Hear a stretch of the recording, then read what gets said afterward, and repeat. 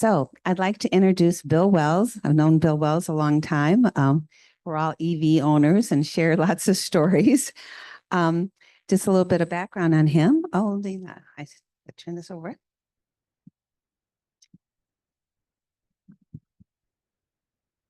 Shuffling things around here. Bill has a BS in industrial engineering from WMU, Western Michigan. His professional career, he has included engineering positions with Fabrical Corporation, Continental Can Company, and Brown Machine Company, and as an independent consultant. Bill's owned an EV for a long time. I'm sure he'll give you all the background and has experimented with this quite a bit. So he was my choice for a presenter on this particular topic. So I'm going to turn it over to Bill. Thank you, Sue.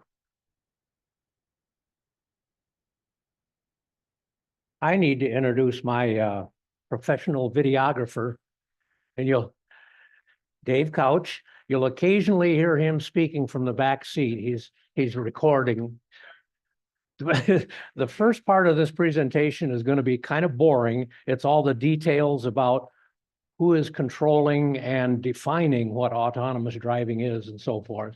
But then partway through, we'll get to the videos and what Dave videoed while I was driving my Tesla with full self-driving. We drove all over Greater Holland, trying all kinds of streets, roads, and interstate highways. And those are the videos you'll be seeing towards the end of this presentation today. So the Society of Automotive Engineers defined autonomous driving quite some time ago. And they have 6 levels, including level 0. And the SAE says that there's no automation whatsoever on level 0. In other words, it's traditional driving.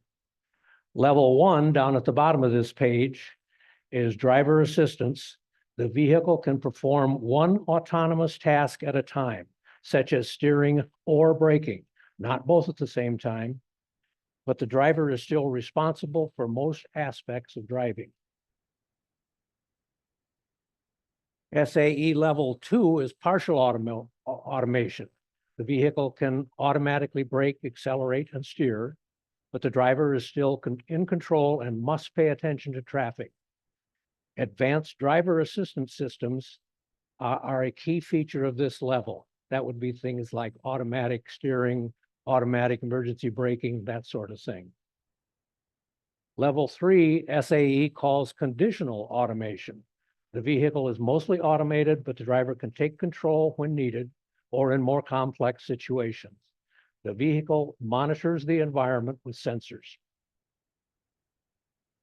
The last 2 levels of SAE autonomous driving, level 4 is a high driving automation, and it says this level is characterized by high driving automation. Sounds kind of redundant, but that's what they wrote. Level 5 is full automation. The vehicle performs all driving tasks without the need for a driver or a license. There's no cockpit at this level. Now that's Society of Automotive Engineers definition. And I don't know if anybody, I think I'll be able to make this video available to everyone after the fact here today. So here's another SAE presentation that's a little more detailed, and you'll be able to see that at home better than you can read it here, I'm sure. Okay, the federal agency that has control of all of this is the National Highway Transportation Safety Administration. And from now on, I'm not going to say all that. I'm just going to say NHTSA. Their level 0 system provides momentary driving assistance like warning and alerts and emergency safety interventions while driver remains fully engaged and attentive. In other words, you drive, but you monitor. You as the driver are responsible for driving the vehicle. All vehicle features are assistive and do not operate the vehicle. You must steer, brake, and accelerate. Examples of this kind of vehicle technology is automatic emergency braking, forward collision warning, and lane departure warning. Level 1 driver assistance for NHTSA. The system provides continuous assistance with either acceleration, braking, or steering, while driver remains fully engaged and attentive. Again, you drive and you monitor. You as the driver are responsible for driving the vehicle. When engaged, the system can perform either steering or acceleration braking. And the examples of these technology are adaptive cruise control and lane keeping assistance. Many new cars have these features now at level 1. Level 2 is additional assistance. The system provides continuous assistance for both acceleration, braking, and steering, while the driver remains fully engaged and attentive. You drive, you monitor. It's still up to you. You as the driver are responsible for driving the vehicle. When engaged, the system can perform steering and acceleration or braking. Example of vehicle technologies is something called Highway Pilot. We'll get into that kind of thing a little later in the presentation. Level 3, conditional automation. The system actively performs driving tasks while the driver remains available to take over. System drives, you must be available to take over upon request. When engaged, the system handles all aspects of the driving task with you as the driver, are available to take over driving if requested. If the system can no longer operate and prompts the driver must be available to resume all aspects of driving tasks. And NHTSA, in their official posting, says that these technologies are not available, level 3 and above, these technologies are not available on today's vehicles for consumer purchase in the United States. That's sort of not true now because of what Mercedes-Benz has done, and we'll talk about that later. Mercedes-Benz is claiming level 3 with the Society of Automotive Engineers, but they don't mention NHTSA. And the reason is that the Society of Automotive Engineers, they encounter no liability by saying it's SAE level 3, but they don't talk about NHTSA at all as far as, and yet the level 3s for the two are very similar. Okay, level 4, NHTSA high automation. System is fully responsible for driving tasks within limited service areas, while occupants act only as passengers and do not need to be engaged. When engaged, the system drives, you ride. When engaged, the system handles all driving tasks while you, now the passenger, are not needed to maneuver the vehicle. The system can only operate the vehicle in limited surface areas, not universally. A human driver is not needed to operate the vehicle when you are within these limited service areas. And again, level 4 is not available for purchase by any of us. And then, of course, level 5, full automation. The system is fully responsible for driving tasks while occupants act only as passengers and do not need to be engaged. When engaged, the system drives and you ride. When engaged, the system handles all driving tasks while you, now the passenger, are not needed to maneuver the vehicle. The system can operate the vehicle universally under all conditions and on all roadways. A human driver is not needed to operate the vehicle. Again, you and I can't buy anything like this. However, you've probably heard of robo-taxis. They're available in a number of cities around the United States.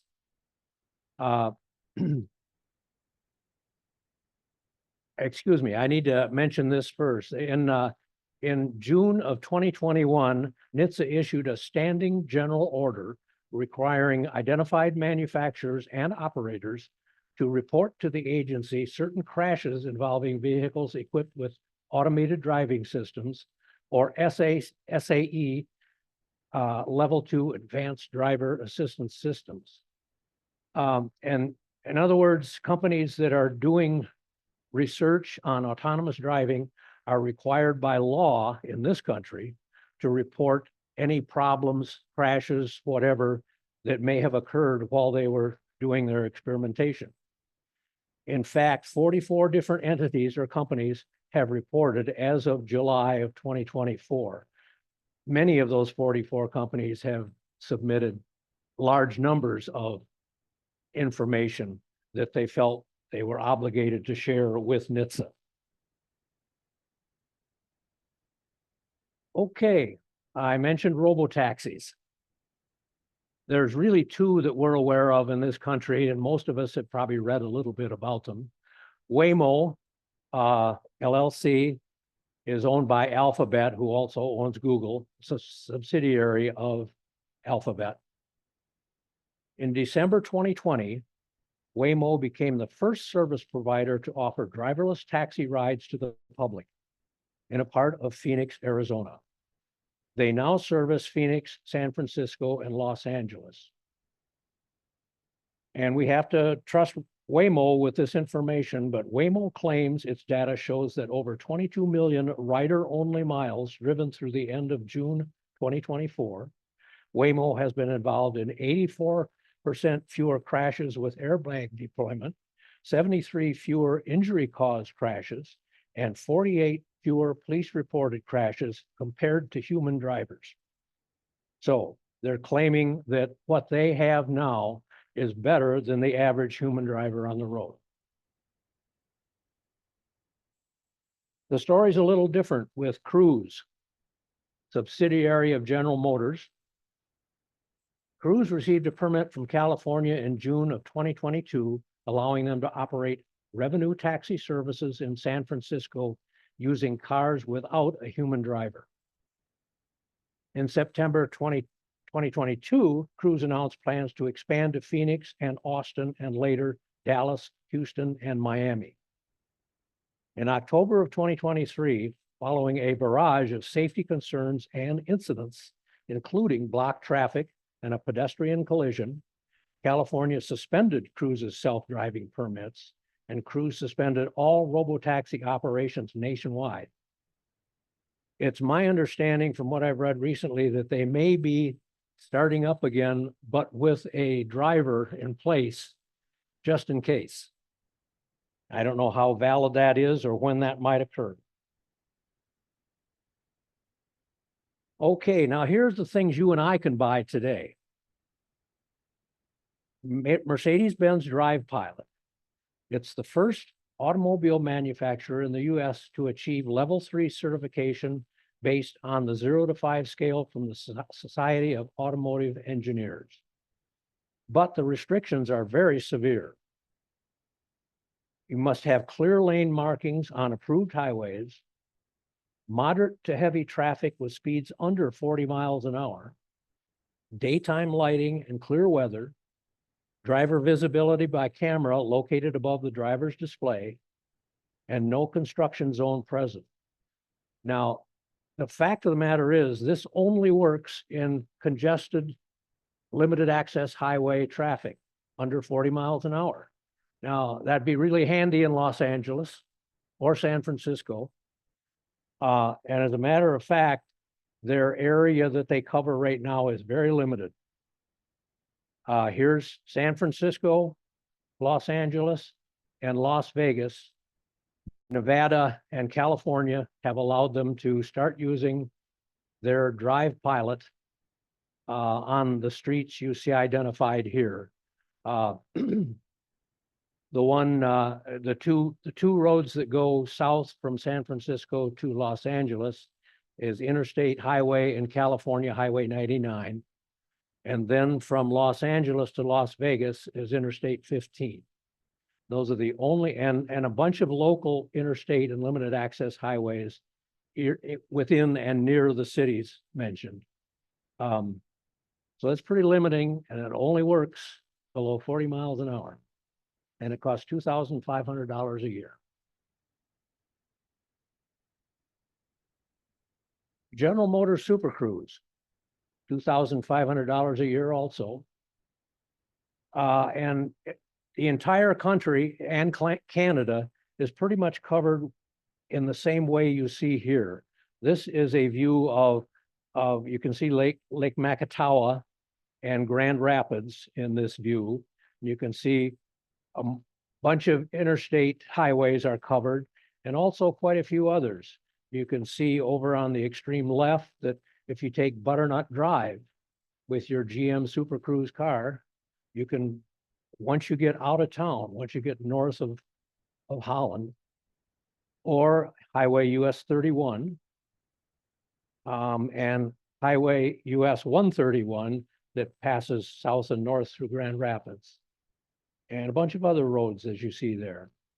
So what happens is if you're driving a GM Super Cruise car and you enter one of these pieces of highway that is covered, the little blue bar lights up on your steering wheel, and you know that you can depend on the car to do what it's intended to do, but it'll warn you when you're about to drive out of that area and you have to take manual control. But this is good for highway speed.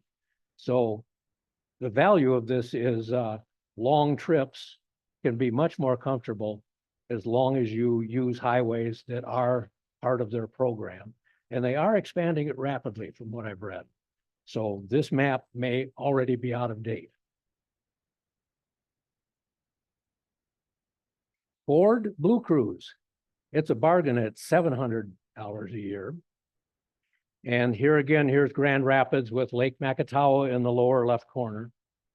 And you can see that Blue Cruise will not handle US 131, excuse me, US 31, but it will handle all the interstates in our vicinity and also US 131 north and south through Grand Rapids.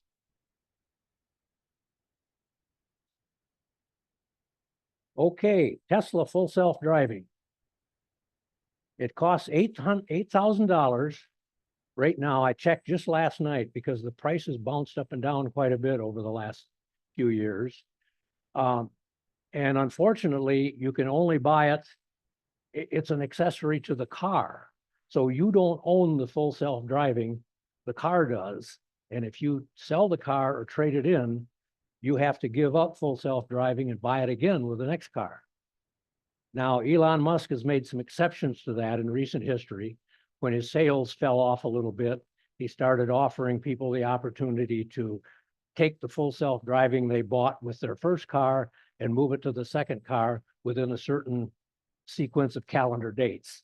So I think he's done that either 2 or 3 times. In my case, I lease my Tesla, so I'm paying $100 a month for full self-driving. And I just pay that every month, excuse me, until I trade the car in or sell it or whatever. I'm going to read this just for fun. Hands-free full self-driving version 12 upgrades the city streets driving stack to a single end-to-end neural network training on millions of video clips, replacing over 300,000 lines of explicit C++ code. A few of us might know what that all means. I don't know very much about it myself. So let's find out what it really can do. Before we start driving here, I've had full self-driving on my first Tesla since 2018, and it was scary then. It would do things that it just shouldn't do. Several months ago, when they went to version 12, the B12 here, when they went to version 12, it immediately took a quantum leap in how well it functions. And it just gets better every time I get a new software download. I just got a new software download 2 days ago, and you'll hear me say in the videos that I have to keep my hand on the wheel or my eyes on the road. And I can't wear sunglasses because full self-driving needs to see my eyeballs. But 2 days ago, the download I got, I now can wear sunglasses and I don't have to ever touch the wheel. So let's go for a ride here and see what happens. Okay, I just engaged full self-driving by pulling down on this lever right here just once. So Bill, the question I have for you is, do they, Park. do they say that Tesla is a level 2 or level 3? Level Notice 2. the blue flashing Level on my 2. screen. And what do the telling me level 3 people have eyes that on the Tesla road. doesn't have? Or my hand on the wheel. can I do think one or the Tesla is other. just protecting themselves here. I can't wear sunglasses if I want to Yeah. just keep my eyes on the road because it actually has to see my eyeballs, make sure. There's- that I'm I'm gonna back it up a little bit.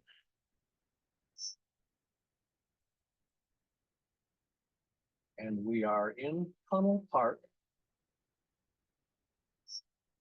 I'm gonna change the view. You'll notice the blue flashing on my screen. It's telling me to either keep my eyes on the road or my hand on the wheel. I can do one or the other. I can't wear sunglasses if I want to just keep my eyes on the road because it actually has to see my eyeballs, make sure that I'm doing the right thing. I do not have sunglasses on right now.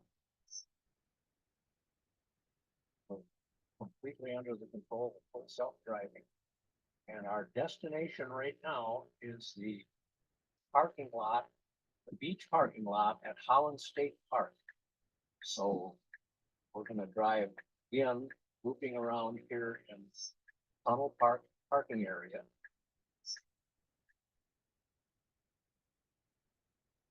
Good, good. Oh, And I'm not steering or using any pedals. The car is doing all of this by itself. Escape Tunnel Park. But I didn't give it specific instructions here, so it's doing its best to find a way out. Stopping, waiting for pedestrians. You may be able to see on the screen, maybe not. It sees all the pedestrians ahead of me. It sees all the parked cars ahead of me. So it's proceeding very slowly on its own. I may disengage if somebody wants to look pass in front of me because I'm moving very slowly. And we could be moving a little faster, and here on his own, he's decided to move just a little bit faster. More pedestrians right there. More pedestrians right here beside me. The software is giving them the benefit of the doubt. I think the software will guide us out of Tunnel Park and take us southbound on Lakeshore Avenue. Stop here next to Foods and Cake. Car stopped itself there thinking it should pay a toll. Stop sign.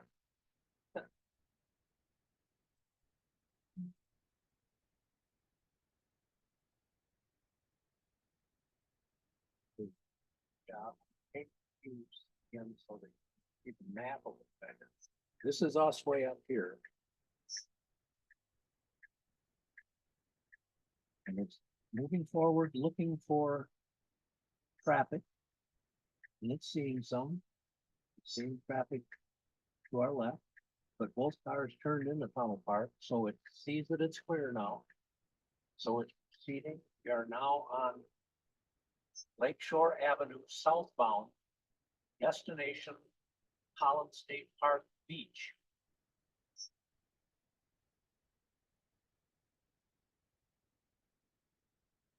Bill, are you going the posted speed limit here? I'll talk about that.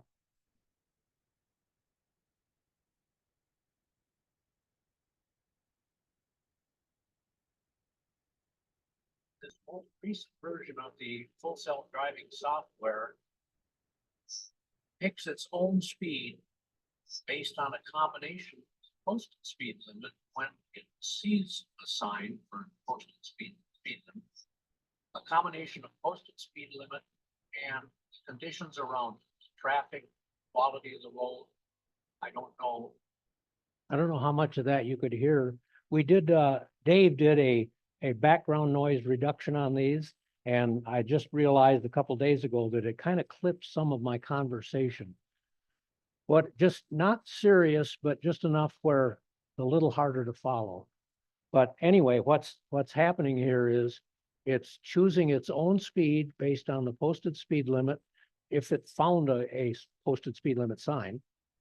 And also adjusting for other factors like weather, traffic, etc. the end result is it usually goes a few miles above the posted speed limit, like most of us do.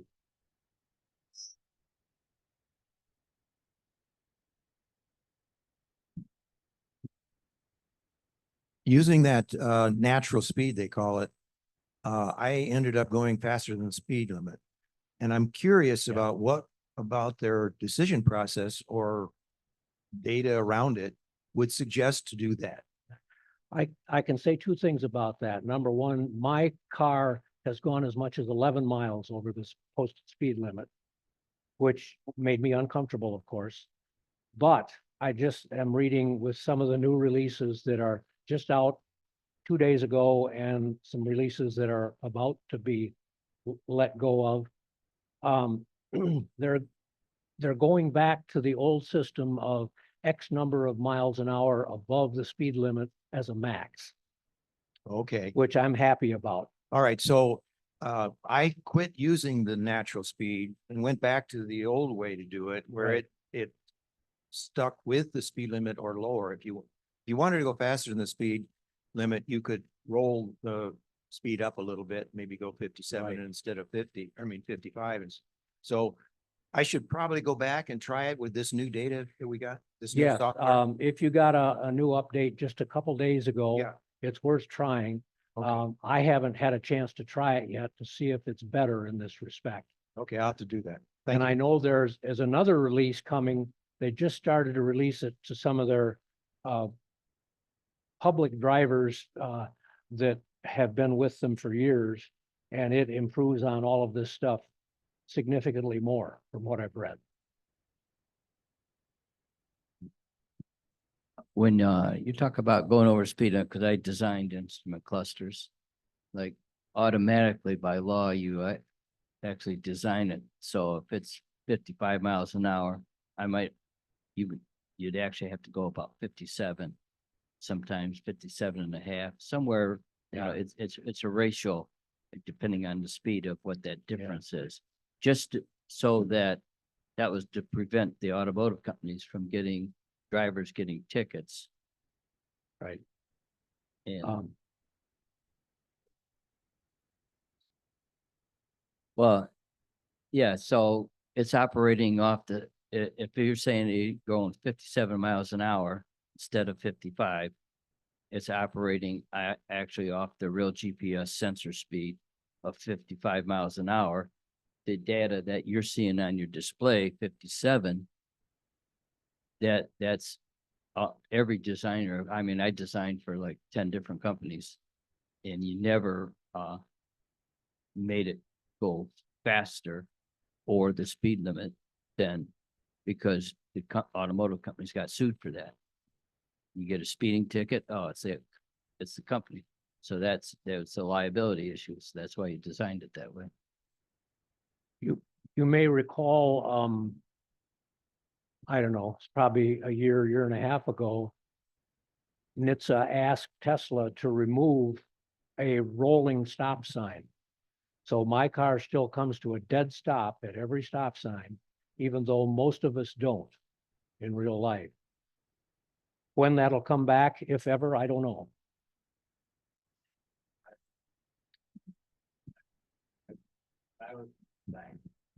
Yeah, yeah, yeah. It's a very fine line here, but over and over, Tesla says, you are responsible for the vehicle. If the software does something it shouldn't, it's your problem to correct it immediately. That's not the language they use, but that's what they really mean. And that's why they have remained level 2. Tesla is claiming only level 2 still, even though I don't have my hands on the wheel at all here. Bill, two things. I'm not familiar with the navigation system for Tesla. You talked about the posted speed limit that the vehicle can perceive. The navigation system that came with my vehicle is from TomTom, and as inadequate as it may be, it does have the posted speed limits built in. It knows the coordinates of those limits and displays them on the screen. Why can't Tesla do that? I think that's a darn good question, and I don't know the answer to it. Obviously, my car knows what the right speed limit is if it sees a sign. But if I turn off of a 45-mile-an-hour street and turn on to a 25-mile-an-hour street and there's no sign immediately, I'll start going 45 miles an hour again unless I interrupt it.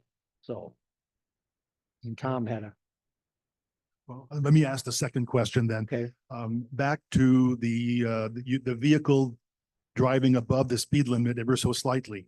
I believe it was the GM vehicles that were being tested in California that caused the opposite problem.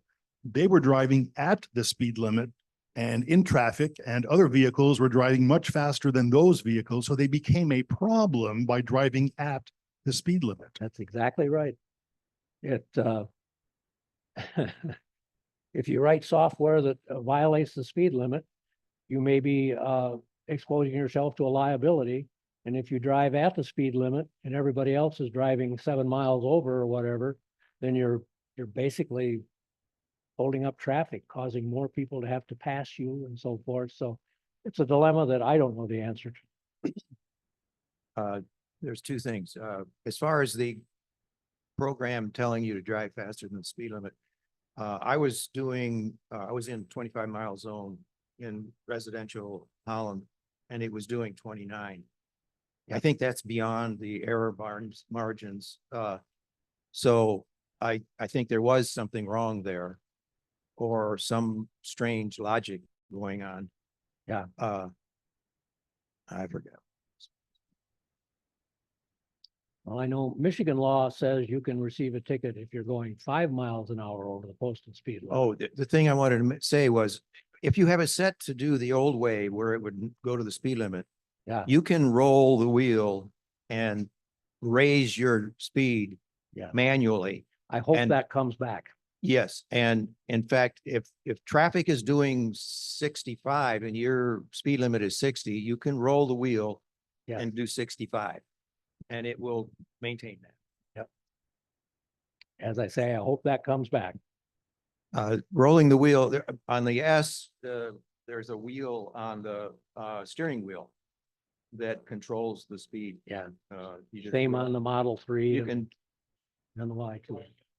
yeah, you can roll it down if you don't want to go that fast, or you can roll it up. either Right. way. But not. Correct. Okay, We got one more question got over one more here. question? On my Tesla X, I could go into the controls, the preferences, and set it. I could either do it for a certain speed, or I could do it a certain percent above or below the Yeah. speed, or a certain mile per hour above or below the speed. So I never drive 70 on a 70-mile-an-hour thing. I'm always going 77, and that's what, so I put it 10% over the speed limit. Well, that ability you just described is what Tom and I have temporarily lost. With the. That-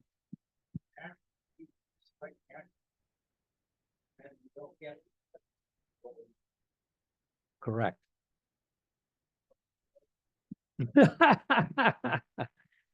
Unless you want a ticket. Anything else? Okay, we'll proceed here and see what. Okay, I just engaged full self-driving. Oh, I went I too fully far on this forward lever here. here just once. And we are.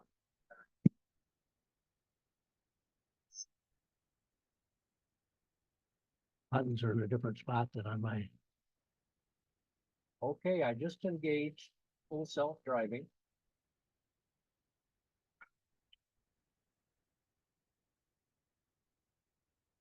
Back up a little further.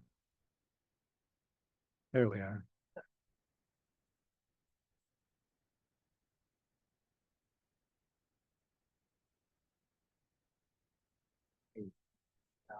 Take the views in so that you can see the map a little better. This is us way up here. And it's moving forward, looking for traffic.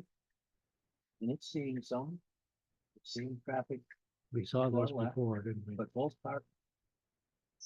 Okay, here we are on. Recent version of the full self-driving software picks its own speed based on a combination of posted speed limit when it sees a sign for posted speed limit, a combination of posted speed limit and the conditions around it, traffic, quality of the road. I don't know in any detail exactly what it does, but it usually chooses a speed that's either the speed limit or as much as 9 or 10 miles above the speed limit, which is fairly safe. We just passed a 40-mile-per-hour speed limit sign and going 46 miles per hour. So we're driving a little faster than the speed limit, like most everyone does on their own. But not so much, hopefully, that we get a ticket.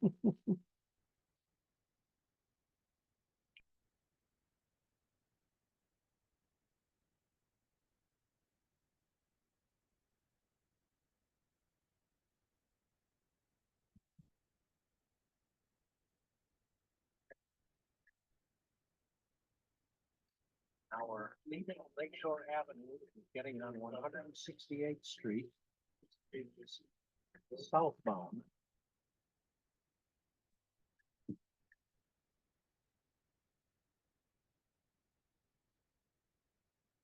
Probably 30 miles an hour.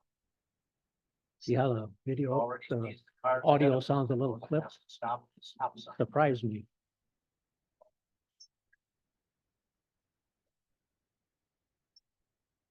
I'm gonna expand the view. feedback when I People turn in it up traffic, real so you can loud, see so more I'm of trying to that. jockey. You can see cars passing in front of us. The car ahead of us just pulled out. Elon hasn't proceeded yet. He's very cautious, which is a good thing. I gave him a little bit of gas to tell him it's okay to go. It wasn't He gas I gave sure it, I enough gave it to go on accelerator. this. He never would go on his own. There's something he's concerned about with other cars, pedestrians, motorcycles.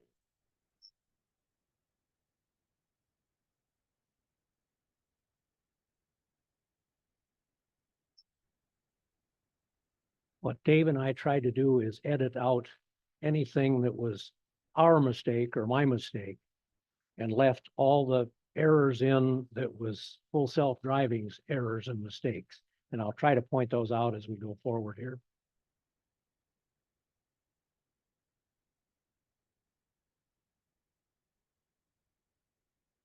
Waiting for a pedestrian crosswalk here, but nobody was attempting to cross, so it was rolled slowly. I'm gonna give it a little more gas. Speed bump here. Bill, I couldn't hear that. Does it recognize the pedestrian crosswalks? Okay. It only recognizes pedestrian crosswalks if the You rebuilt. system believes there is somebody waiting to cross. So it detects the people. It does two things to pedestrians and other cars and motorcycles. It, House Museum on our left. stop it here for just a moment. So if it sees a person walking, it knows the direction it's walking and it knows the speed it's walking. And it anticipates all of those factors to know whether that person is about to step out into that pedestrian crossing or not. The other place this happens is on 9th Street, where the flashing crosswalks are. I worried about how that would be treated. But what I've discovered is if there's somebody standing there and acting like they're about to cross, the lights are already flashing, and I don't think full self-driving sees the flashing lights, but it sees the people and it watches what they're moving, how they're moving and how fast they're moving and what direction they're moving to determine whether it should, and it's very conservative about that. I've had it do the same thing with a squirrel crossing the road. So 3 or 4 times I've seen a squirrel come darting out and the car, not Hopefully abruptly, but just enough. deer too. Nakatoa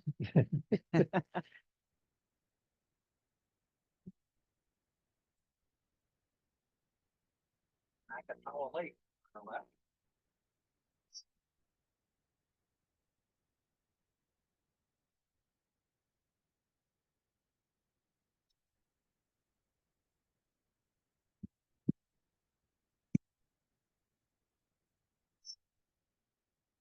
There'll be a stop sign up here ahead where we get our license plate checked to make sure we have state park permit on our tag on our car. Quite a long line here, so we'll just have to wait till it's our turn. Another dilemma here is obviously nobody in the rest of the world knows which lane to get in here at the state park parking lot. So you just have to do it yourself. And that's exactly what I did. Pardon? Go over the driving to select the lane here. Letter P. No, I selected, I disengaged Give you a and thumb. selected this lane. Okay, so you're driving it right now? Right now, I'm not engaged with full self-driving. Okay, Just gave me a thumbs up and now we're going. Now I to am. treacherous speed bump. Is it blue? Yeah. So I've re-engaged it. Now. Take note of the Bill, fact giving that it a little bit of gas. bit of full accelerator. self-driving, Tesla's full self-driving does not require any painted lines on the road or a center line or everything. It finds the edge of the road, whether it's grass or gravel or dirt or whatever, and paints a picture of the roadway ahead of it with all the pedestrians and parked cars showing in their proper position. Another speed bump. In other words, what it's telling me is it has reached the destination. not yet. Yes, it does slow down for ones that are properly I'm marked. gonna wait for some pedestrians here. And I don't think these are the classic thing where there's chevron painted on the speed bump. It does see those and slow down for them. It also sees railroad tracks and slows down for them a little bit. Okay. Next video. We're about to leave the beach parking lot now, I have a bunch of. and we're going to take a little drive through waypoints Wakazu stored Woods. here just for this very trip that we're videoing. And the next place we want to go is Wakazu. Now, notice right here, the car's heading right for that rock. That's because I was supposed to put in a new destination before the old destination was reached, and I failed to do that. Accelerator. So, and now I have, the minute I put in a new destination and activated the Stop system sign right again, here and stop. now it's doing everything it should.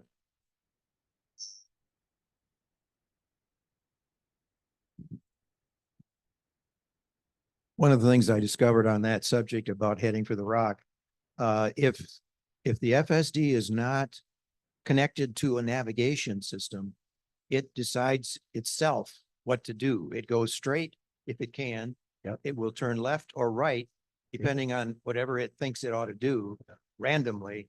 So it's really essential that the FSD be combined with a navigation for it to function properly. Absolutely. Yeah. You have to have a destination plugged in, or it just drives straight as long as it can. Well, it follows the road, but if it reaches a T or something, it'll decide to go left or right if it has to, but it may not be the direction you want it to go. May not be the direction, it might be the direction for your girlfriend's house instead of your wife's house, you know. You just have to be very careful.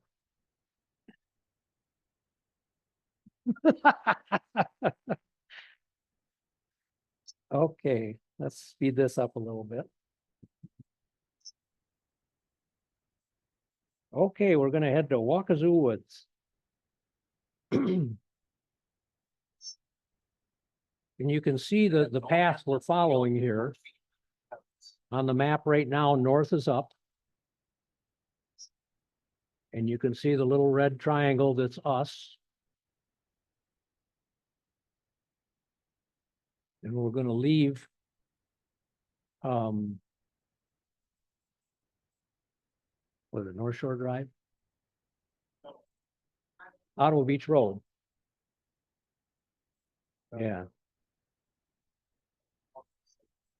Yeah, base.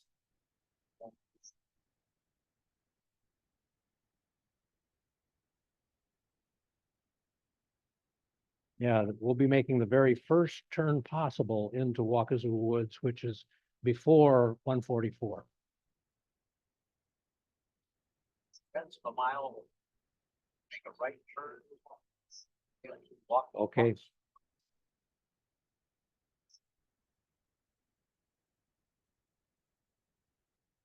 Stop the turn signal automatically. Yep, right here. Street. Going to take us to our destination. Again, notice there are no center lines, no white stripe at the edges. But it still knows where the road is because it's been trained to do that. Take us all the way to. I think I see the speed limit. Is at 28 is what you're doing? 28 miles per hour? Is that what's on the screen there? 28? Yes, Okay, which is 3 miles over the, probably the posted limit right here. is it? Now, don't you have the posted limit on your screen? We always have ours. It captures the last posted list. Yeah. Yeah, it's the last one it saw. Stopping for the stop sign.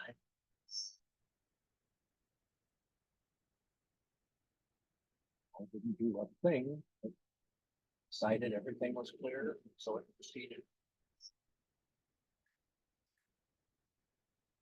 So, turn right here. Continue to our Wakazu Woods. I don't think I've mentioned this yet, but you'll notice the turn signals come on automatically and go off automatically. I don't have to do any of that. And slowly.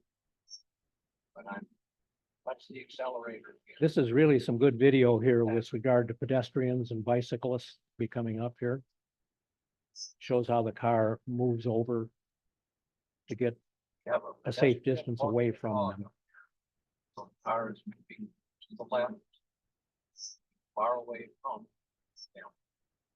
Now we have a bicycle on our left. It shows up on the map here.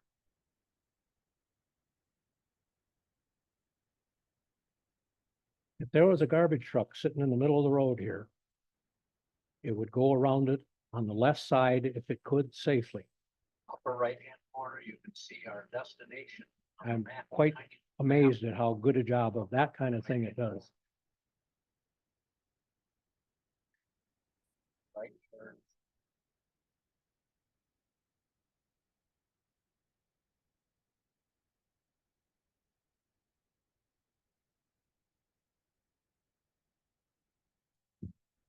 We're almost done here.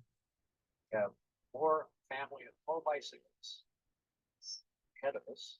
Shows up on the screen. You may not be able to see it. On the screen. Yeah. Slow You don't way feel it just sitting in your chair where you are right now, but the car slows down when it sees situations like that. up ahead of us. We have 4 people walking dogs. So out around them. Now we're approaching our destination, so I'm going to put destination. You mentioned that the turn signals come on automatically in the correct time. I was concerned when I first started driving it that when I use regenerative braking, how would the person behind me know I was braking? Because I'm not putting the brake on. Right. Well, what it does is when you release the accelerator, if you're going greater than something like 5 miles an hour, it puts the brake lights on. Right. So it functions normally. Even though you haven't touched the brake pedal, it still detects the change in inertia and turns on the brake lights.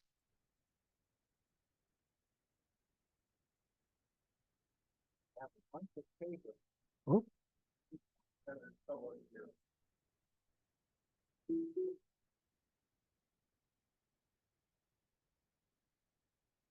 Yeah. Oh, yeah, this is it. Just put in a new destination, a new address, still in the Wakazu Woods. It's going to take us past right, Marigold Lodge is where we're headed. I couldn't think of the name. Marigold Lodge, yes.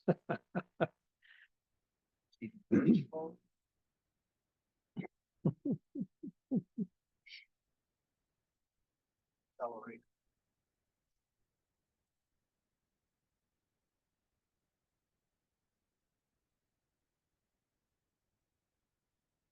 Pedestrian, far right. It's less than obvious here, but the car moved over significantly to the left when it saw that pedestrian and then slowly moved back to the right side of the road. When you're sitting in the car, you feel all that.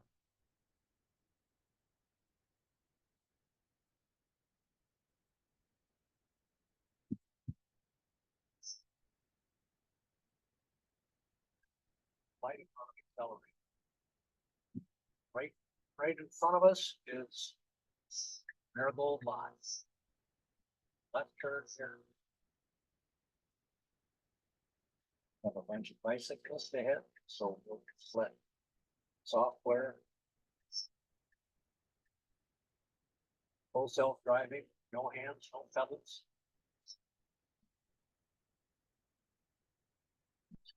Take us out of Walker's Woods. Take us up to the Sealand Hospital. On our way to Sealand Hospital, past roundabout, I don't know if you're hearing that or not. west edge of downtown. We're headed across Holland to Zealand, and we're gonna go through the new roundabout, but it's the west, at the west edge of downtown Zealand. Onto Washington. Washington Avenue. Pardon me? No, but I will talk about it here in a few minutes. It'll get in the left-hand lane on the road that goes past, Out of the beach. and I make a joke about if a car wants to turn left into Captain Sunday's, my car will make a safe decision, but the correct decision as far as whether I should Right pass turn on the towards right Holland. or just stay in the lane. See, there's lots of traffic here. You can see it on the screen. Pedestrians, lots of cars. Car knows that right-hand turn on red are legal in Michigan, so I'm just gonna let it do its thing once it's comfortable with it, so. I just gave it a little more accelerator. Yep. Into the best lane.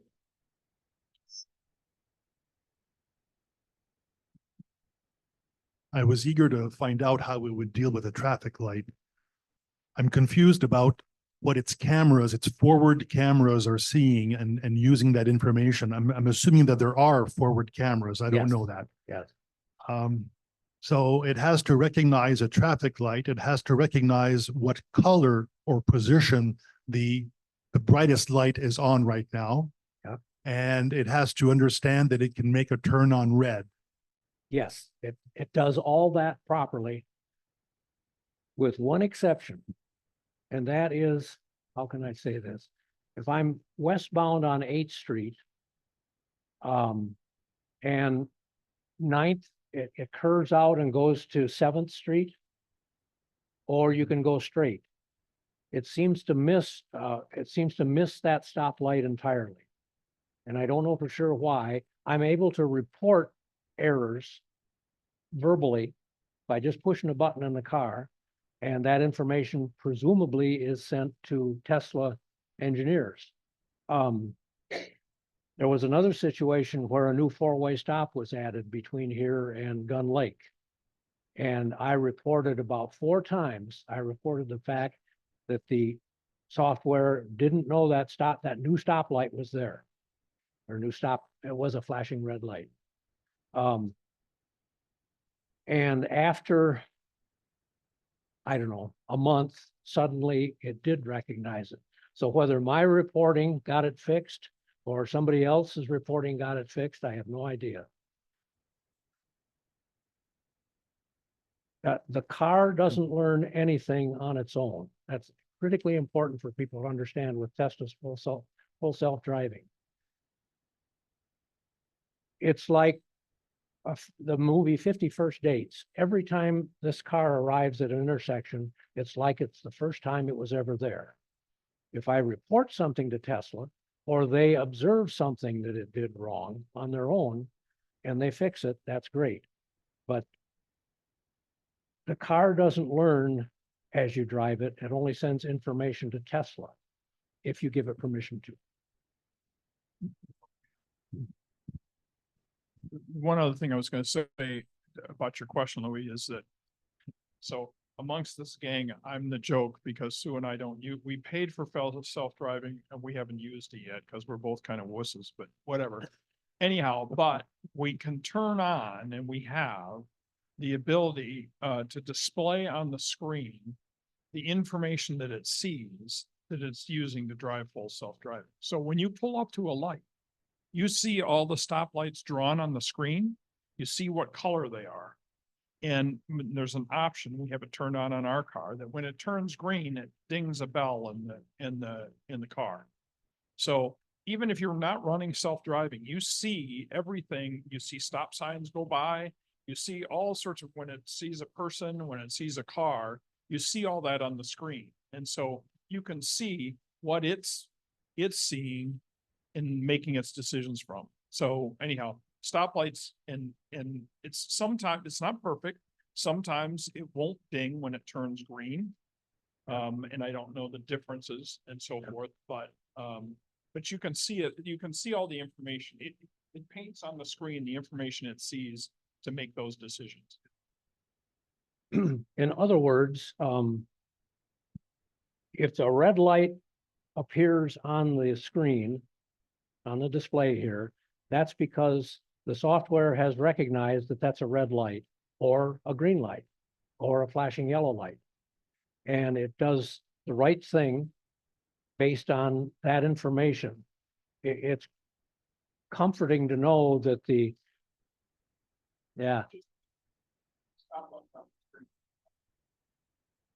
we'll be stopping,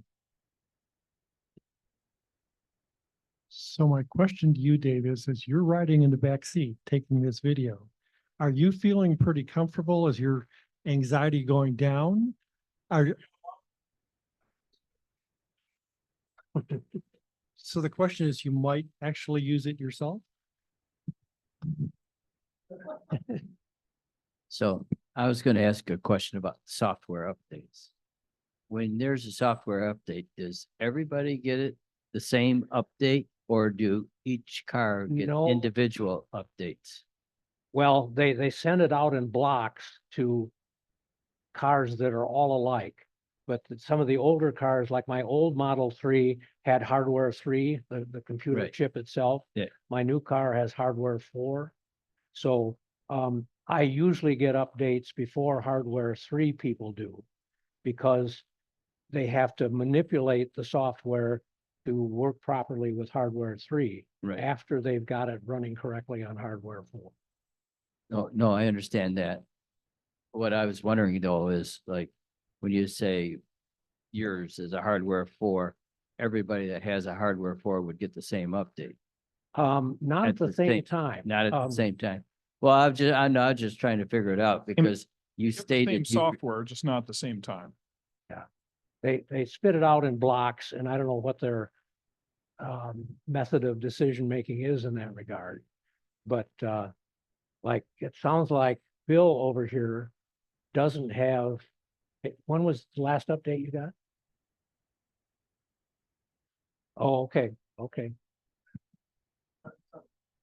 Yeah, okay.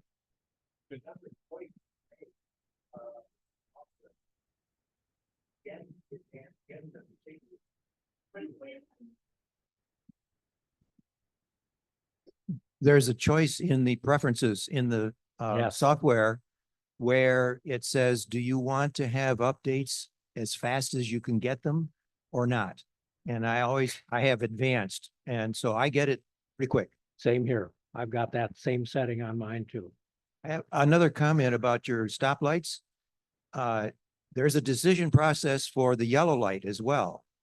Depending on how far you are from the light. Yeah. It will either stop on a yellow light or go. It will go through. and it just makes like the you and I. decision real time. And I've seen that happen quite a few times and I haven't seen it make a mistake. Once in a while, I chicken out. And I'm concerned that it's not going to stop, even though the yellow has been on for quite a while.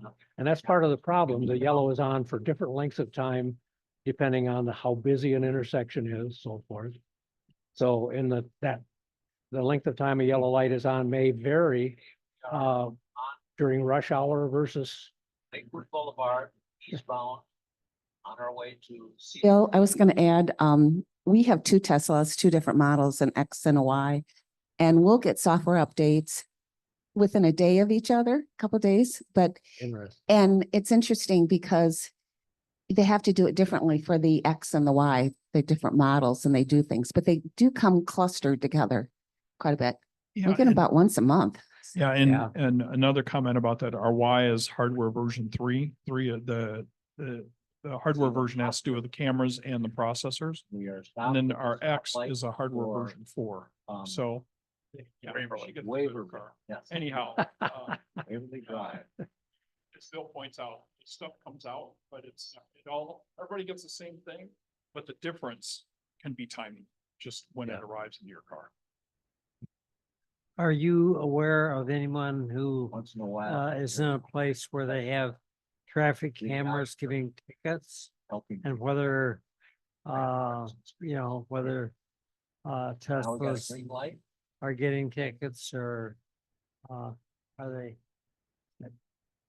I guess I don't understand the question. Okay, there are places in the country where they have cameras that are giving tickets. Oh, yeah, And are no you? right turn on red. Yeah, or, speeding tickets or, going through, a red light or whatever. And, are you aware of how the software is reacting to those? I think I did in fact get a ticket when I first had my 2019 model. I think I did get a no turn on red. Whether the software knows that now or not, I have no idea.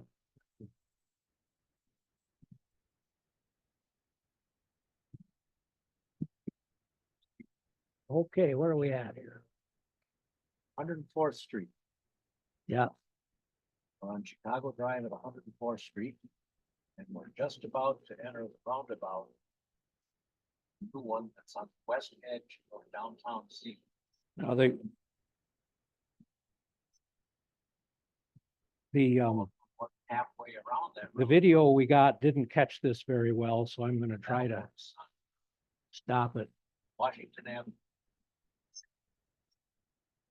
Yeah, just engaged. I wanted to show you how Back up.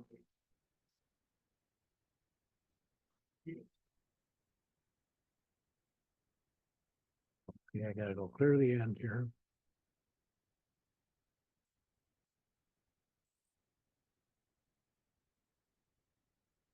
Drat.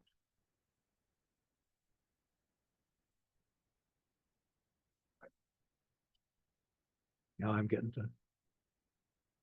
Oh, I'm still clear back and walking some woods now. Yeah.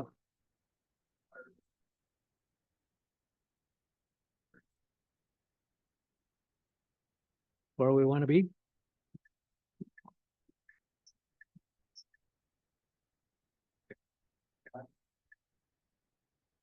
Oh, that's right. We didn't get the roundabout.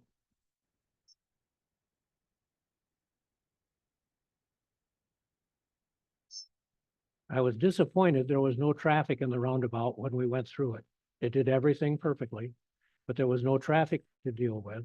And I wish in hindsight we had gone back and went through it a couple of times to try to mix it with some traffic. I gotta go clear back here and then go all the way to the end, right? I've had experience with roundabouts when it was busy and unusual situations. And it's amazing how it did the right thing on the Zealand one. And on my trip, I had to go on a detour where I ended up going down a street that had a roundabout, and I had to do a U-turn in the roundabout. And the car, I had no idea where I was, because I was off on a detour. It went into the roundabout, made a full U and back out, heading back the direction we came from. Like that was a normal thing to do. It was amazing. Yeah, here we are. What happened here was it pulled. Again, I failed to put in a new destination before it had arrived at the previous destination. Therefore, it had no idea what to do. So it pulled in, there's two yellow lines with a left turn, basically a left turn lane as you approach the roundabout from the west. And the car pulled into between those yellow lines and was getting ready to stop because it didn't know what to do because I hadn't told it what to do. So going forward here now, this is after I re-engaged and we go through the roundabout. Was it would handle it properly, just as it handles a four-way. Yeah, but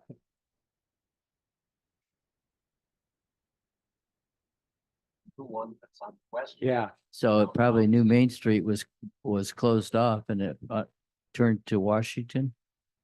well, it's Washington is where I intended to Car go. on the right. Oh, okay. And when I put in the new destination, I'll watch it very quickly here. You see, oh, we're not there yet. Didn't see him on. Well, I'm past the roundabout. Doggone it.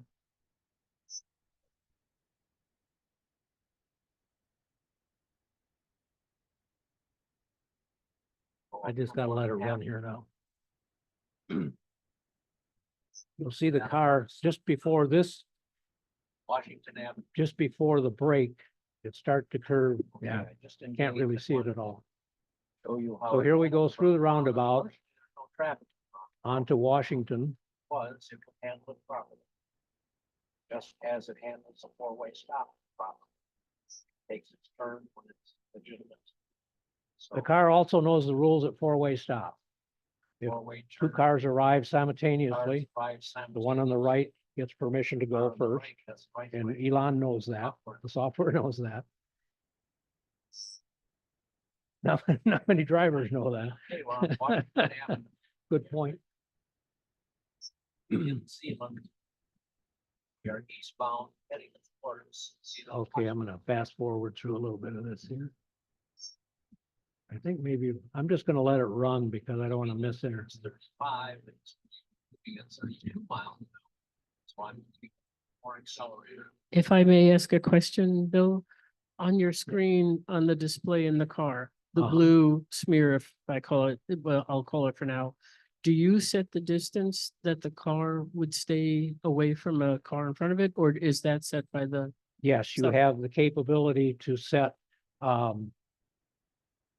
short distance or longer distance behind the car you're following, which is typical of adaptive cruise control for all cars. Thank you. So,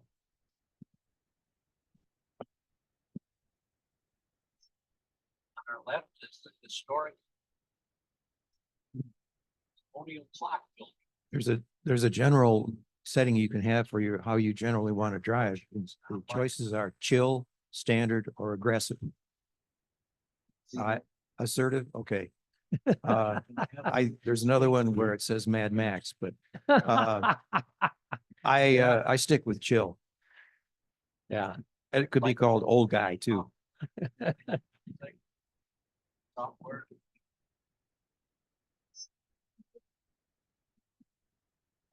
To our left is Zealand's just power plant. how the what?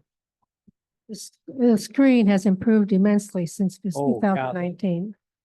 The definition, resolution, and the color saturation are vastly improved on my new car compared to this one. Washington Avenue. Okay, we're about to get on Chicago Drive again. Chicago This time Drive it's on Chicago Drive westbound. Westbound.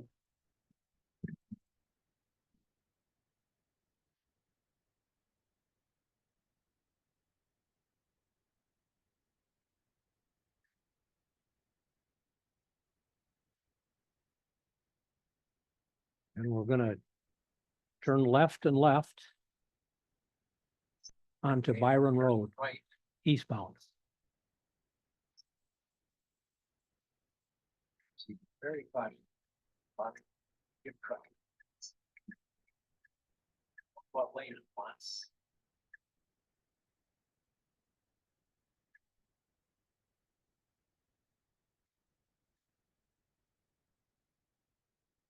Okay, this is, we're gonna turn left on I-196 Business Loop. And in a few minutes, we'll be entering Interstate I-196 Westbound.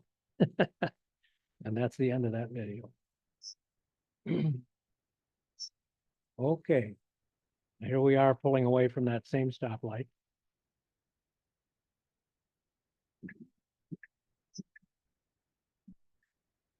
And notice how the car quickly gets over into the right-hand lane after making the turn because it knows it's anticipating a right turn Okay, onto. we're on Byron Road now. We're gonna exit Byron Road in just a short distance here and we're gonna get on the access ramp to Interstate I-196 southbound.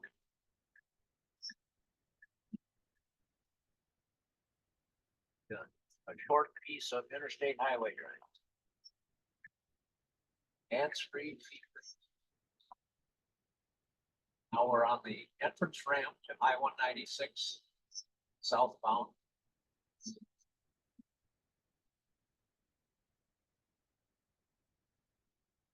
When you're on an access ramp on an interstate highway, this time, I believe, it uses the turn signal like it should, but sometimes it fails to do that.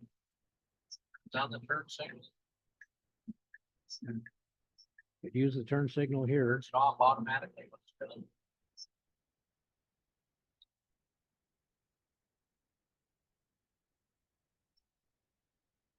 I have it set, have this car set to go a maximum of 77 miles an hour on interstate highways. That's where we're at right now. We're at 77 miles per hour.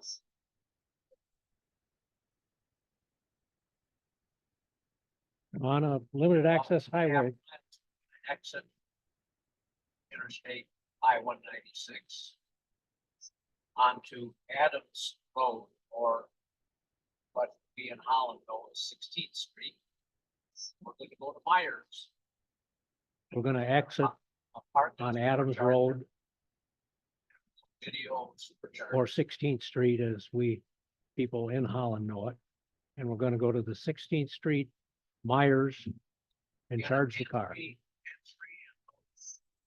on the pedal. So you have a destination set for the supercharger? Yes, Okay. Is it preconditioning? Um, Can you good see? question. Pass That is an the important cars, point. pass the month. It'll show. It's hard to see. But yeah. If you set a supercharger as your destination, the car will automatically precondition the battery ahead of time so that your charging session is the shortest possible time.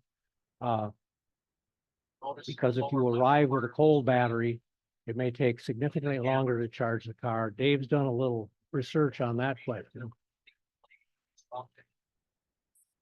Thing I would say is, I don't know how much you had in the battery at that time.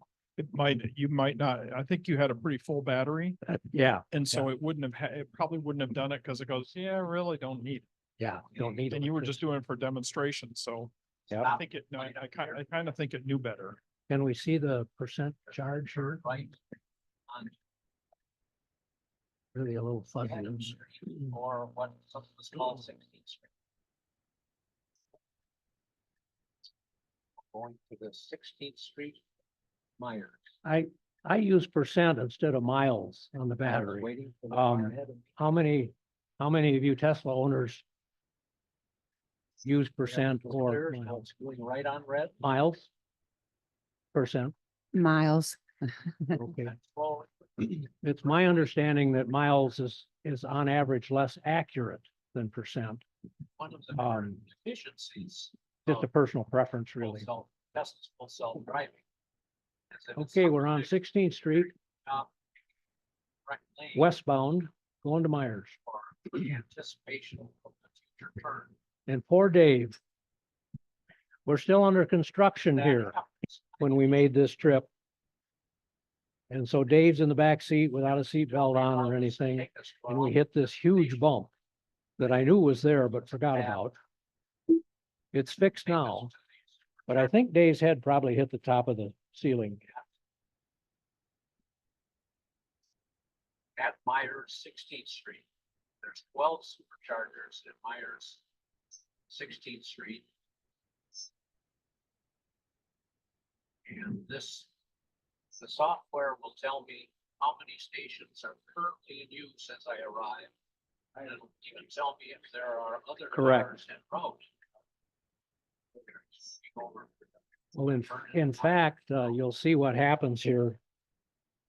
Yep, Oh, it's I thought it was gonna turn into Myers way ahead. because I wasn't paying attention to detail on the screen. Actually, it went to Waverly and south and then into Myers. So we're stopped at the stoplight waiting for, Left turn.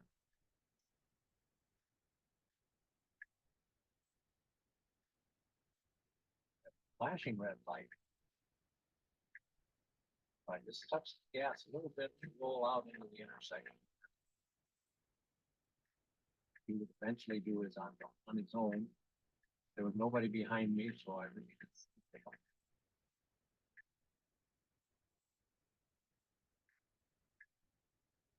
Is there a turn arrow at this intersection, Bill?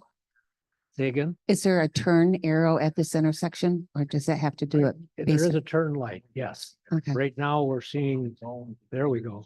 Go. We did get a yellow Now he's getting left the turn. left-hand turn lane. Fire parking lot. Here's the superchargers.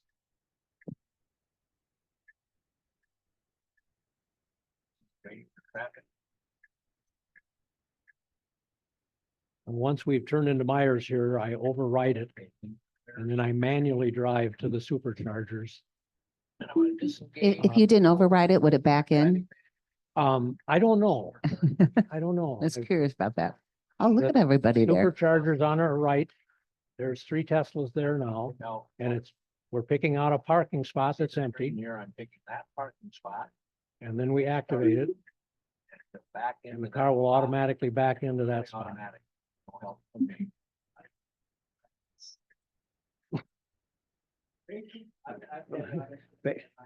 Slow and cautious. Oh, I've had that automatic parking for Yeah. 9 years and have not been able to use it yet without grabbing the wheel. The answer to that question, I guess, is I experimented with it when it first became Get available. out, supercharger. And I did it in parking spots where there were no other cars nearby. And after doing that a few times, if hopefully it got it right, then your confidence level goes up. Have you done parallel parking, automated parallel? Yes, too? we've got a demonstration Oh, here. good. That's one of our last things here is parallel parking demonstration. Okay, that's the end of that video. Oops. Yep. There we are. Okay. Listen to this fabulous narration. Okay, we're at a Tesla supercharger, Myers, Holland, Michigan, 16th Street. And I'm gonna demonstrate supercharging, say Tesla supercharger in a Tesla car. So first of all, simply take the cable, push the button. Sometimes it works, sometimes it doesn't. I'll touch it, it'll open. All I do is plug in. It will electronically recognize this as my car and send the bill for this electricity that I'm loading right now, send the bill to my credit card. I don't have to do anything except plug in. If I walk away and leave the car charging, it will warn me when I'm close to full capacity.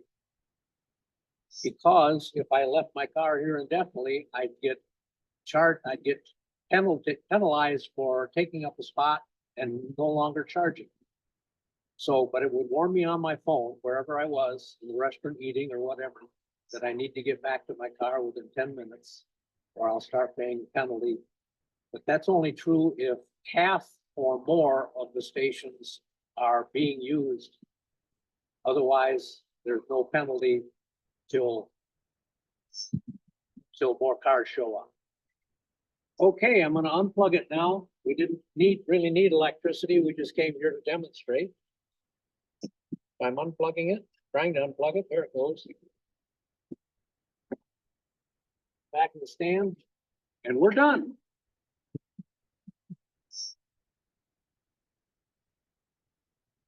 Is the cost to charge at all Tesla chargers the same? Yes, they're not all the same, but the typical number is about 38 cents a kilowatt hour, which is about double what I pay Holland BPW.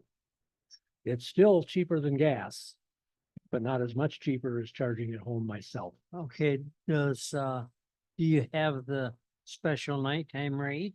'Cause I thought the nighttime rate Yes. was less than 8. I have not bothered to pursue that because it's so cheap at home that, I get about 4 miles per kilowatt hour typically, and I only pay 17 cents a kilowatt hour. So I've never pursued the reduced rate in the wee hours of the day. Well, I thought that the nighttime rate for BPW was like less than 8 cents. Yes, I think you're right. So, a little comment about that. We talked about this last week in the charging class. BPW, because their rates are so low, it's, a lot of people don't bother. If you're like us and consumers, you definitely want the nighttime rate because our rates are basically BPW's rates are about 40% less than consumers. And so the nighttime rate is really important in the consumer's region or where as a consumer's customer. The other comment that Bill's talking about the price of Tesla chargers, we've seen anywhere from about 37 cents to about 45 cents. And so it just depends because we've taken a car down to Florida, we've taken out east and so forth. And so it depends on what they're paying for the cost of electricity in that for that particular utility they're attached to. The non-Tesla chargers vary widely. I talked about this in the charging class, particularly the one at Barber Ford is an EV Connect, and I don't think it's EV Connect's problem, but they charge $1.05 for a kilowatt hour. Don't ever use, I mean, if you're on your last 5 miles, go ahead there, but I would never use that one. Most of the rest of them in the area are in that 40 to 50 cents per kilowatt hour. Okay, we're leaving. Okay, we're gonna say that we're all done charging. And we're gonna head to near downtown Holland. And we're gonna parallel park on 7th Street in Holland. And then after we've done that demonstration, then we'll go on to Holland Park, and that'll be the end of our travels. So I'm gonna engage right now. And here we go.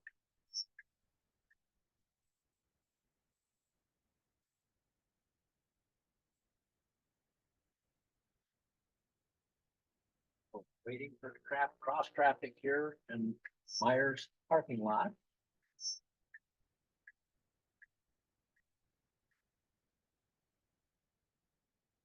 I think we're clear enough, so it. Here's about to make a mistake here. Actually, for It gets in the left turn lane a here right turn. when I want to turn right. So So I overrode it. And then re-engaged again. we're and on it's- Waverly northbound. About turn onto 16th Street westbound. Yes. Flashing yes. red light now. So One of the we're- things that happens when you disengage it like that is a message comes up on the screen that says, why did you do this? Right. And they ask for a for oncoming report. Traffic. And sometimes I have to say, well, I messed up. Eventually. Yeah. The car did all right, but I was a little bit nervous, so. Traffic is. Yeah, clear, when but you're proceeding. constantly watching With the left traffic turn. and trying to avoid We're now westbound. on- anything when you're in manual, you don't have time to report. I've done it later a few times. I've disengaged going straight down the road and said at the last stop, I don't like it. it did such and such. It knows this is a through street up ahead.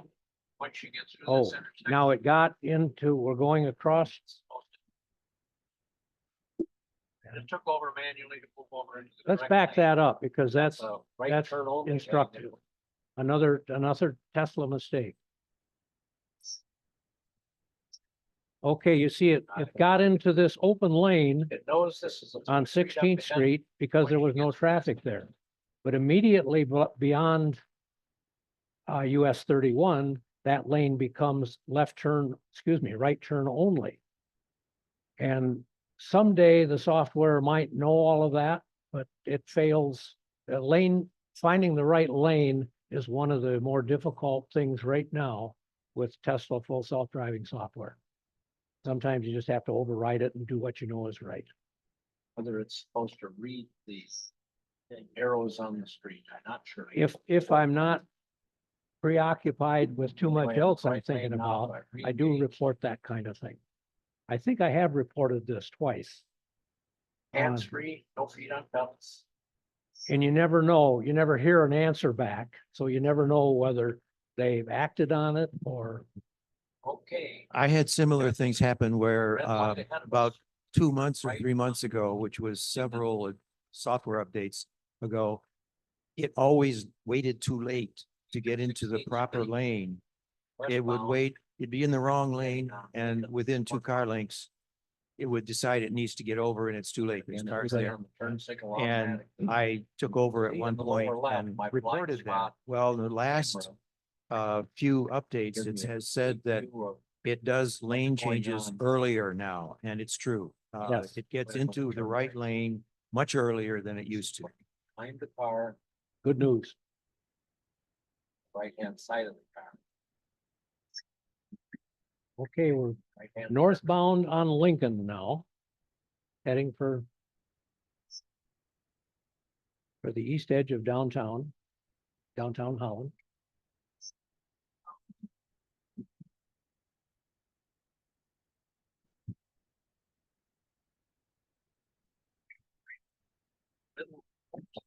Campus. Oak College.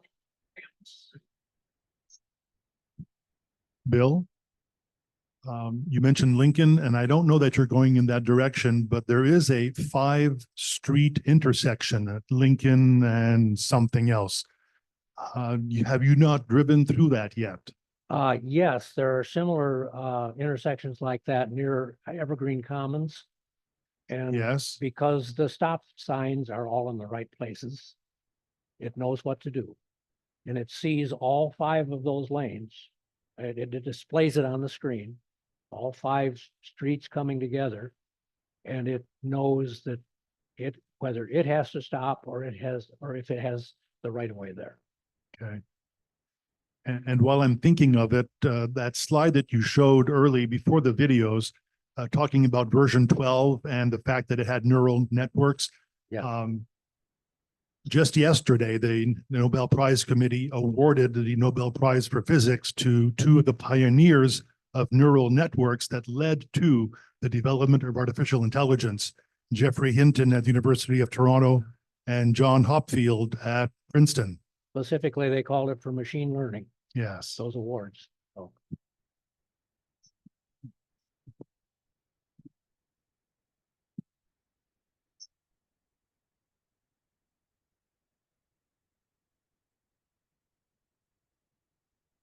Okay, we can see Northbound on Lincoln. we're about to Stop cross light. over 9th That's Street. 9th Street. Just turn green. Software. and then cross over 8th Street next. Oh, We didn't if it's stop for paved donuts. green, goes through this light ahead of us.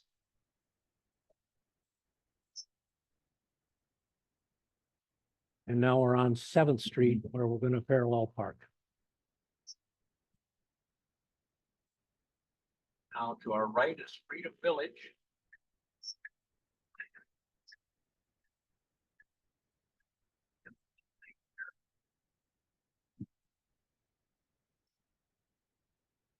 Count couple of blocks from now, I'm count parallel park automatically.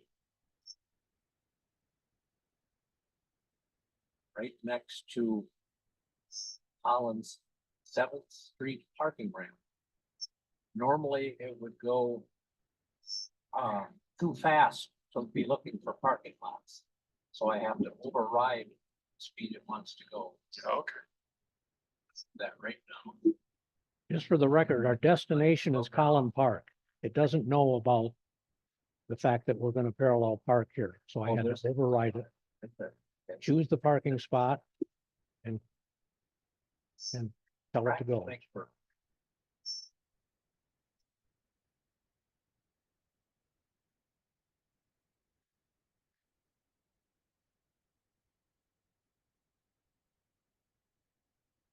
Rather slow process. but go for it.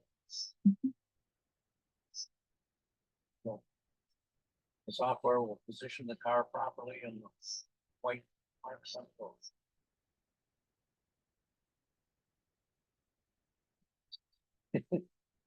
There. So, Bill, there was no car behind you on this parking spot. So it's Correct. only one car ahead.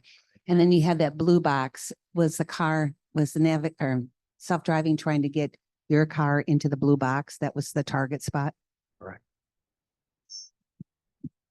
And that blue box is created by the white painted that defines the parking spot itself. Okay, well, we're at the end of that one. Okay, we're gonna say that we're.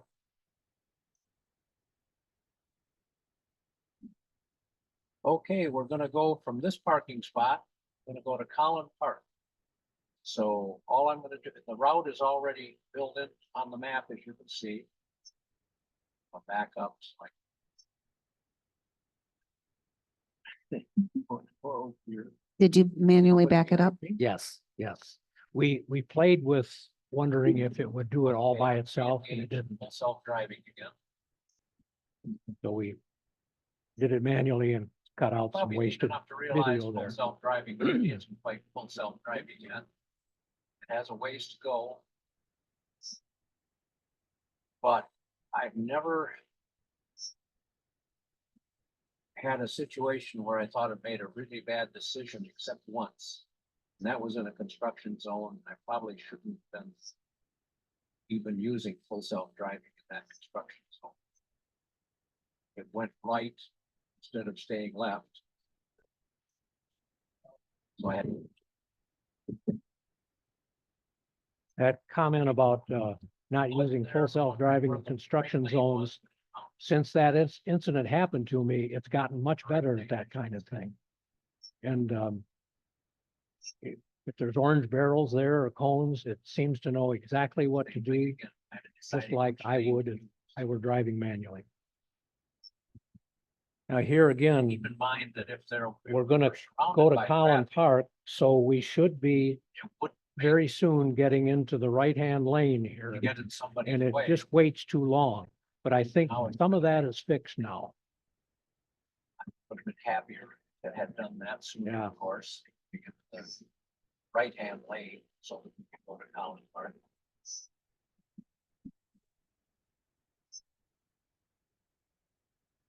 We didn't stop at Bolt Works for a beer either. To our right is Bolt Works Restaurant.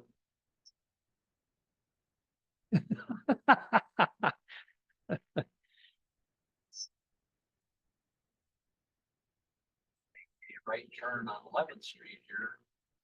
Go to the parking areas for Collin Park. started getting a flashing screen again, but I looked back at the road and recognized that I was watching what I was doing.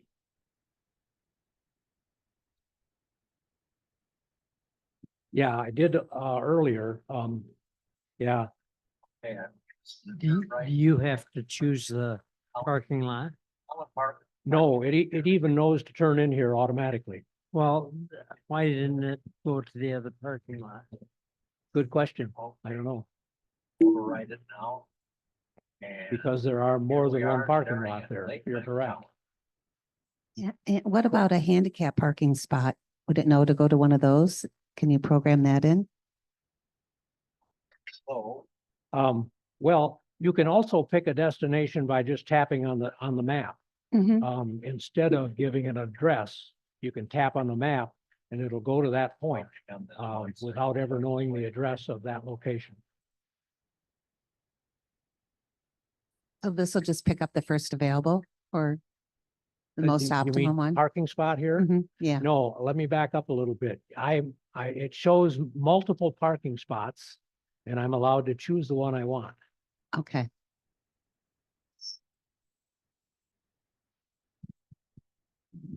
I'll just be quiet and let, Bill Wells tell you what he's doing. already done this once, so you go this way. Yeah, Pick out a parking spot. there, select. I just selected with my finger, it turned blue, and then I hit go. Already done this once, so you go this way.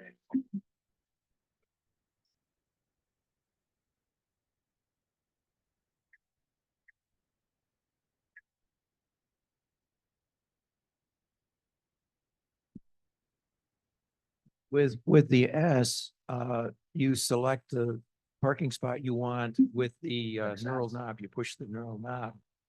And then you activate it by pushing it again. Oh, my goodness. Yeah, my car, the Model 3, I have to touch the parking spot I want. When I do that, it turns blue, and then I push the blue button that says go. Okay, so the way I can select a spot is I roll the wheel and the spot that's selected goes from one to the other. And when you pick the one you want, then you push the button down and that Amazing. selects it. And then you push it down again to tell it to go ahead. Super. Oh, yes. Put my, Okay. Questions?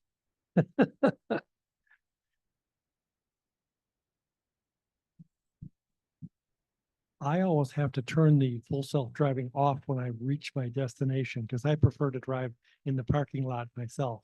Right. How does it turn off? The full self-driving? Yeah. When you reached your destination, what happens? Well, we had a situation in the parking lot at Holland State Park Beach parking lot where I had selected with my finger, selected a spot that I wanted to go to, but it disengaged on its own. It disengaged sooner than that because it wasn't familiar enough with the parking lot, apparently. It does really well in Myers parking lot, for example. There are times when I can engage the autonomous driving while I'm still on my parking spot, and it'll find its way out of Myers parking lot and to my house without any intervention. But the last thing I need to say is, it's not perfect, and it can be dangerous if people misuse it. And I'm worried that something like that may happen, and NHTSA will outlaw full self-driving. The people at Tesla are working hard to get full self-driving better and better, and they're making huge progress in that direction. But if NHTSA suddenly decides that there's been too many accidents or whatever because people weren't paying attention and they outlaw the use of it, they have the authority to do that, of course. So I hope that doesn't happen because when it's used properly, it's marvelous. So Any other questions? I've had a half a dozen occasions where I'm driving along and I'm in the passing lane properly, legally and correctly. And there's traffic in the other lane and a car will come up and you know how they are when you're going too slow. Yeah. They get on your bumper. And one of the things that I've noticed that happens often in that situation is the car decides to get into the other lane as fast as it can. Yes. And it will, you barely get in front of the car next to you and it slides over. Yeah. We were doing 60 or say 70 on an interstate. We came up on a truck that was doing 65. The car decided to pass the truck. I looked in all the mirrors and everything and cameras and everything was clean. There was nobody behind us or anything. So the car got in that lane. Well, we're only 5 miles an hour different. Right. So we're not passing at a high rate. And when I was in the middle, right adjacent to the truck, some guy doing 80 came up and stood on my bumper. The car, I think, I'm not sure, but the car doesn't like that. And as soon as we got beyond the truck, it slipped over. Yeah. And I'm looking in my rear view mirror and all I see is this giant grill. Of the And truck. my wife is going nuts. She's saying, get out of here, you know?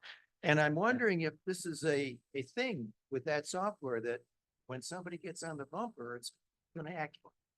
Well, yes, I've had the same thing happen multiple times. Sandy and I drove 4,700 miles with a Tesla. We rented the Tesla, it wasn't mine.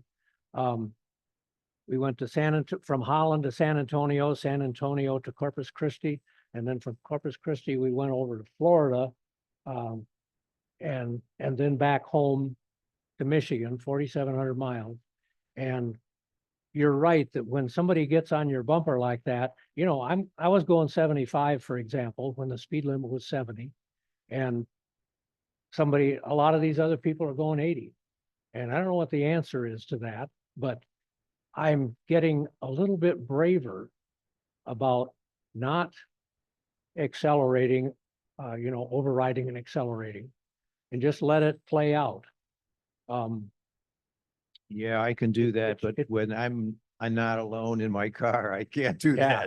that. In fact, I almost always, when I'm alone, will use FSD, but Yeah. when my wife is with me, we don't. Yeah. On rare occasion, if it's a trip or something, yeah. Well, I'm lucky as Sandy's been very, very cooperative. I've scared her a few times.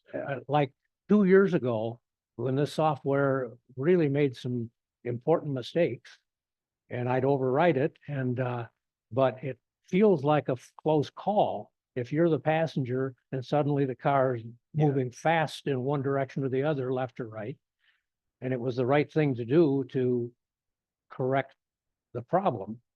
But it does that kind of thing much less often now than it used to.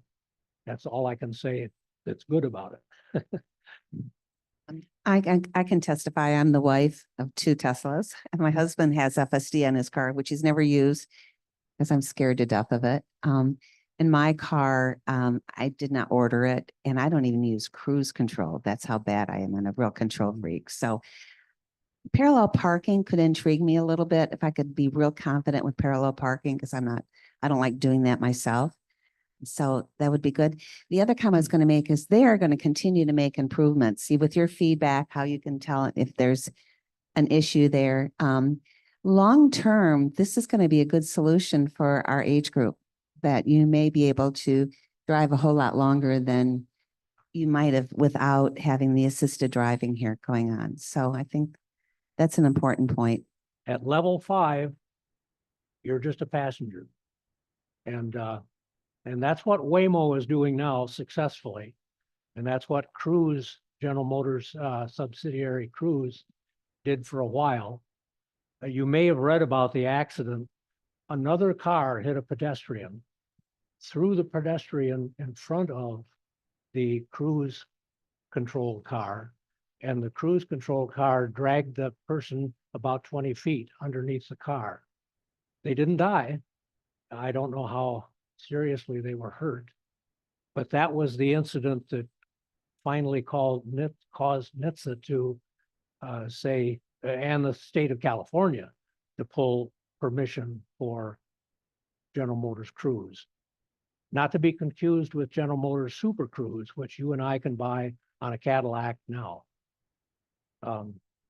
Super Cruise is a separate entity that was assigned the job of making robo-taxis work. So. Anything else? Well, we're quite a bit over. I knew that would happen. And here we are, and I'm glad most of you could stay. Thank you. Thank you, Bill. Also, just a final reminder to push in your chairs. And also next week, this time at 1 o'clock, we're having the showcase. So you can come see a huge variety of cars. We have every model of the Teslas that will be